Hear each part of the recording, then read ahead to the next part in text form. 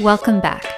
It's week 7 in my journey to transform our backyard into the garden oasis I've always dreamed it to be. You can see blushes of new life everywhere in the yard.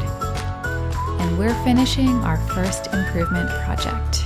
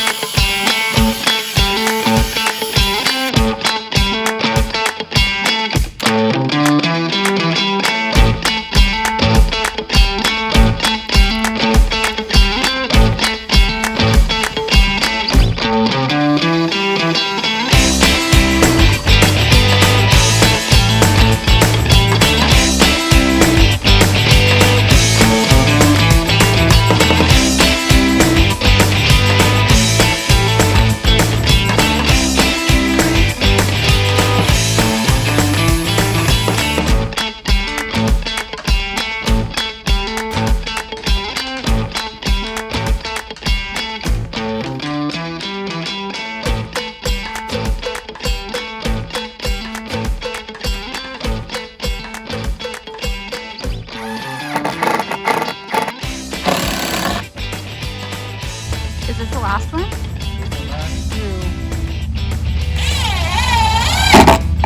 And we're finished. It's done! It's finally done! It's done! 4 weeks later. It's done!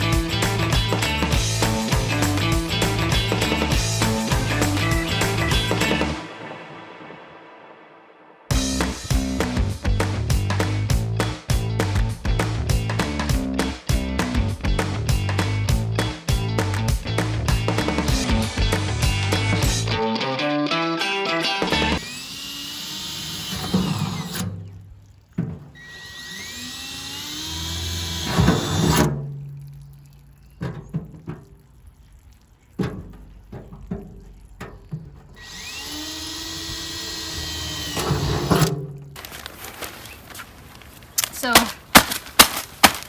basically taking these bags of potting soil, this is the 3rd one. So it only took really 3 bags of 32 dry quart to fill this.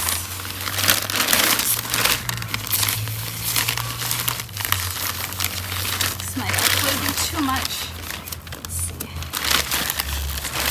This smells really good, this soil. I don't know what it is, it smells really good.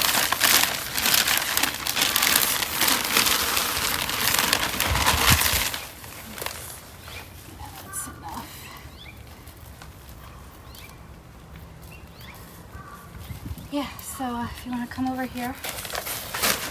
So now this wheelbarrow planter is basically prepped and ready to go. We just need to get some plants. This is the best part, getting the plants. All right, so I just filled this up with some plants that I got from the local nursery. So I'll just provide a little tour of the wheelbarrow. So this, I just really loved it. It was very striking. I loved kind of the thick green leaves. This is a ground cover called Grace Ward. And the words that stuck out to me were unique and low maintenance. And also it's part sun. And this little corner that the wheelbarrow is in is definitely shaded for a big part of the day. So that was important. I'm guessing this is going to spread, and I'm also kind of hoping it will trellis over the edge. And I also tried to pick mostly perennials because I want this wheelbarrow to just kind of be self-sustaining for multiple seasons. I got this plant because the leaves just really stood out to me. I thought it was gorgeous.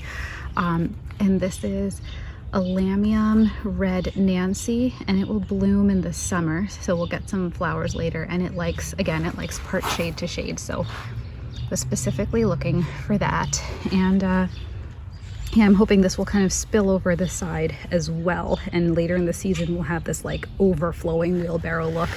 And then lastly, this is catmint, which I've heard a lot about. It's supposed to be like an excellent plant for honeybees and pollinators. This also is a part shade and it will also spread a little bit, I believe. So even though these 3 plants look kind of spaced out right now, I do anticipate that hopefully by later in the season this is going to look very full. And then just kind of in the middle here, this looked very interesting to me. It was actually like in the herb/vegetable section. I've never heard of this, but I loved kind of the reddish green leaves. It's called Rumex, or raspberry dressing, and the tag says that you can just pick the leaves and use them in salads and stuff as a garnish. So actually like an edible element here. So let me step back and show you the wheelbarrow. Let me show you a couple different angles. Here is sort of a front view of the wheelbarrow. I'm kind of embarrassed about the rest of the garden, but just focus on the wheelbarrow for now. So just again, imagine later in the season when some of those plants will hopefully start trellising down the side of that. I think it will look really pretty in the raised bed garden.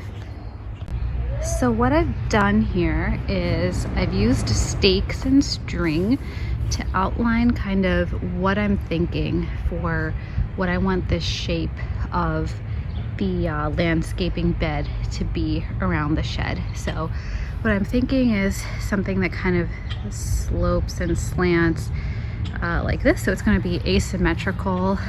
And now this will be like a pretty substantial sized bed right in this area. So that's what I'm thinking. We'd also want to relocate some of these bushes, these 2 little shrubs that we planted in the fall. They'd probably be moving. Same story over here. Although I'm kind of now thinking that maybe these 2 will stay. We'll see.